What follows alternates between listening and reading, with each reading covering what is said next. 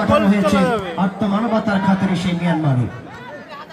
আমরা আজকে বাংলাদেশের জমিন থেকে আমরা সেই আওয়াজ তুলতে চাই, রব্বুল আলামিন সেই ফিলিস্তিনের জমিনে আপনার অগণিত পয়গম্বর জমিনে এসেছে দিনের দাওয়াত নিয়ে। সেই ফিলিস্তিনের মাটিতে মতামত থেকে দূরপাল্লা সাজাতে পারে সেসব গোলরক্ষক রানা কিন্তু বলকে নিয়ে ছৌ মেরে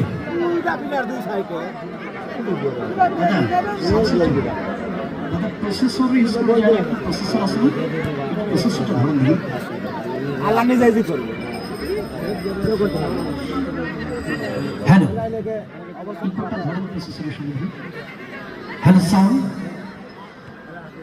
বাংলাদেশের জমিন থেকে আমরা সারা বাংলাদেশের মানুষ, মুসলিম উম্মাহ, আমরা বজ্রকণ্ঠে বলতে চাই রব্বুল আলামিনের দরবারে, আল্লাহ তাআলা যে জমিনে তোমার পেয়ারা বান্দারা